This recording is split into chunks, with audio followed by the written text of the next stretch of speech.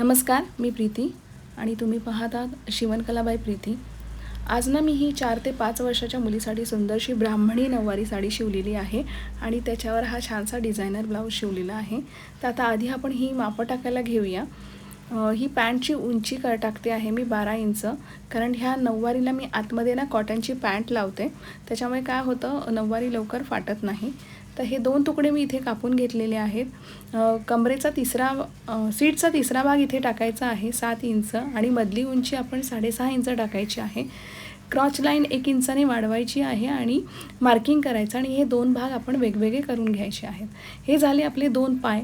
आता आपण ना पदर कापायला घेऊया।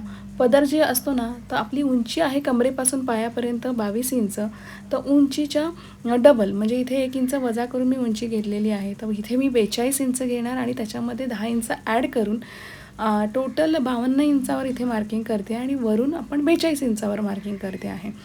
तर ह्याचा संपूर्ण डिटेल व्हिडिओ ना माझ्या यूट्यूब चॅनलवर आहे आणि चॅनलचं नाव हेच आहे शिवणकला बाय प्रीती।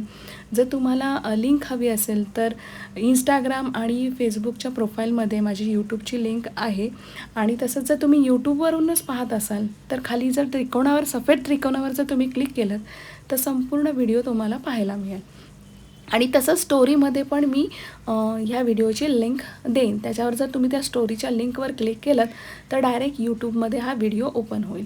आता इथे आपण पायाचं कटिंग करायला घेतो आहे।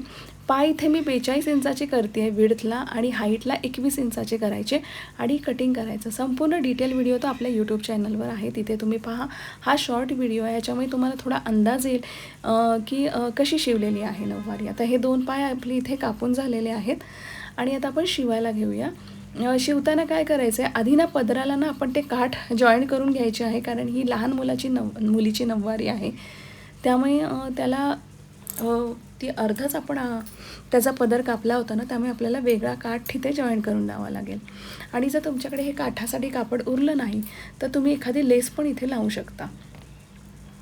तर इथे आपला हा काठ लावून झालेला आहे आणि आता मी पाय शिवायला घेते आहे।